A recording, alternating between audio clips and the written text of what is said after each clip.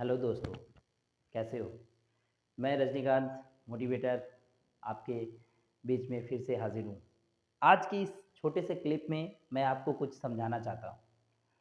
ये कुछ पहले भी हमारे माइंड में आया करता था, जब कुछ साल पहले की बात मैं कर रहा हूँ कि कुछ करने जाते थे ना, तो मेरे भी मन में ख्याल आता था ये बात। तो वही बात आज आपके बीच में शेयर करना चाहता हूँ।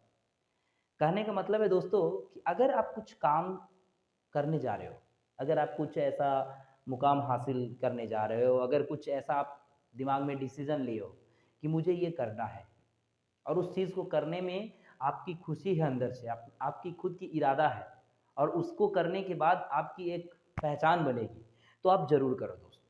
क्यों? करना ज़रूरी है, क्योंकि आपको सफल होना है।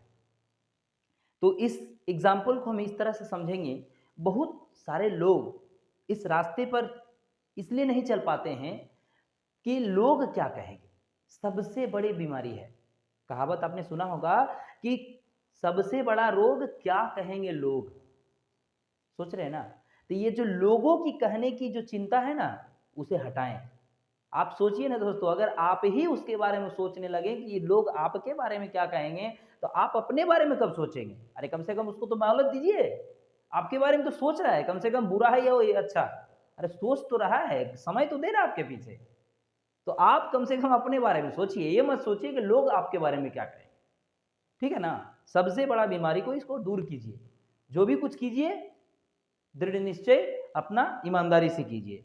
दूसरा, इसी एग्जाम्पल में एक उदाहरण दे रहा हूँ आपको। कहने का मतलब है कि एक बाजार में वेंडर था।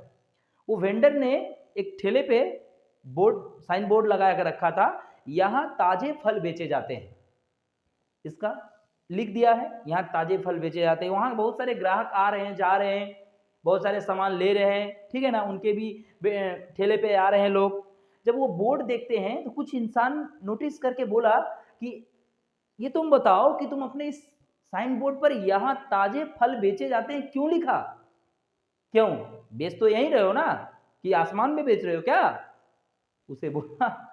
तो उसने क्या किया, यहाँ को वहां से स्वाइप कर दिया, मैं मिटा दिया।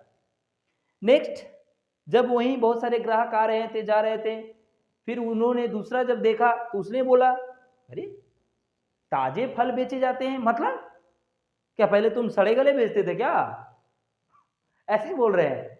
और क्या सभी माने बासी फल बेच रहे हैं, 10 दिन का बेच रहे हैं क्या? तुम ताजे फल बेच रहे हो?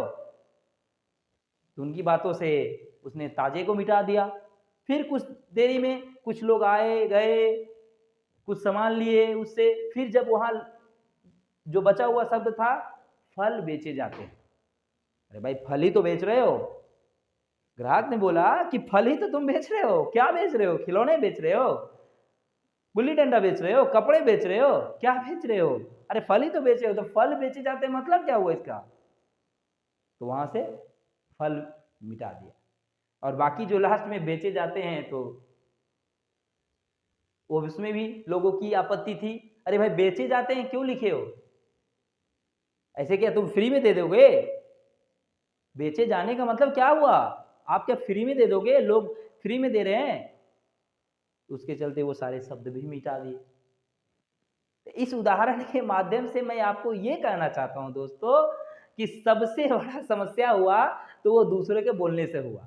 और जो लास्ट में एक ग्राहक आया, जब बोर्ड में कुछ लिखा नहीं था, तो ग्राहक ने बोला, अरे आपका साइन बोर्ड खाली है, यहाँ आपने कुछ लिखा क्यों नहीं?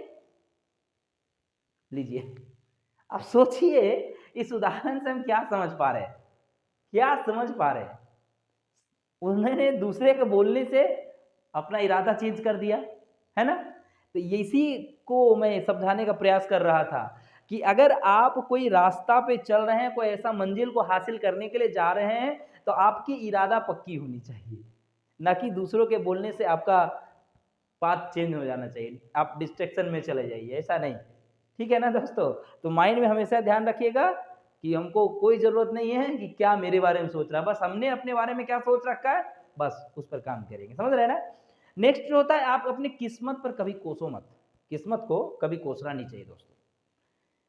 आप सोच के देखिए ना, हमारे इस जो ह्यूमन बॉडी है, ये जो सृष्टि ने ये सबसे बड़ा गिफ्ट जो दे रखा है, ईश्वर ने जो दिया है, कहीं ना कहीं कुछ सोच के दिया होगा। आज भली भांति ठीक ही है, सर से लेकर पांव तक, है कि नहीं? तो अगर हम बैठे किस्मत को कोस रहे हैं कि हाय मेरी ये नहीं हो रही, हाय मेरी वो नहीं हो रही है, मैं यहाँ नहीं जा पाया, मैं ये अचीव नहीं कर पाया, ये नहीं बन पाया। अरे भाई क्यों? आप क्या कर रहे हो? आप ये किस्मत को क्यों कोस रहे हो? ये कोसना ठीक बात नहीं है दोस्तों। आप इस बात पर कभी फोकस मत करो, किस्मत पर फोकस मत करो, कर्म पर फोकस करो। आप जितना ईमानदारी से काम करोगे ना दोस्तों, आपकी किस्मत के लिए सोचना नहीं पड़ेगा। उन्होंने भेजा है, जरूर कुछ सोच के भेजा है। अगर आप किस्मत पर रोगे ना, तो ऊपर बैठा वो भी सोच रहा होगा कि हाय हम कैसे इंसान को पृथ्वी पर भेज दिए जो मेरे बनाए पर डाउट कर रहा है। ठीक है ना? तो दोस्तों इस बात पर ध्यान दीजिए, कभी भी अपने आप को किस्मत पर दोष मत दीजिए। आप अपने हाथ के लकीरों पर विश्वास मत कीजिए। अरे आप तो ये सोचिए आपके पास लकीर है, तो आप लकीर पर भरोसा करके हथेली को दिखाते जाकर के एस्ट्रोलॉजर को। अरे जिसकी हाथ नहीं होगी वो क्या करता होगा? जिसकी कोई हाथ ही नहीं है, क्या उसकी लकीरें नहीं होगी? क्या उसकी किस्मत नहीं होगी? क्या बोले, बहुत लोग तो ये बोलते हैं ना। तो इसलिए किस्मत भरोसे मत बैठो। क्या पता भगवान आपके भरोसे बैठे हैं भाई, हैं कि मैंने उसे भेजा है, मैं उसे पृथ्वी पर भेजा हूँ, कुछ करेंगे, नाम करेगा, कुछ ऐसा सोसाइटी को देकर जाएगा, है कि नहीं? तो अपने लाइफ को परफेक्ट बनाने के लिए बस आप एकमात्र हैं कि आप किस तरह से एक्शन लेते हैं, किस तरह के वातावरण में रहते हैं। ठीक है ना? तो हमेशा इस बात को ध्यान रखिएगा, कभी अपने माइंड को चेंज नहीं कीजिएगा। अगर आप कोई एक अच्छा काम करने जा रहे हैं जिसमें सोसाइटी का भला हो, जिसमें आपके घर वाले का भला हो, जिसमें आपका खुद का एक अच्छा उन्नति हो, तो कम से कम आप अपने आप से चैलेंज लीजिए और उस काम में जुट जाइए। कभी मत सोचिएगा दूसरे के बारे में। ठीक है? तो आज के इस छोटे से वीडियो में इसलिए बनाया कि ताकि आप जल्दी से इसे देख सके। पूरा वीडियो देखिए और कुछ अच्छा लगे तो जरूर कमेंट करें और लाइक सब्सक्राइब करना भूल देना। तब तक के लिए फिर मिलेंगे नेक्स्ट वीडियो में। जय हिंद।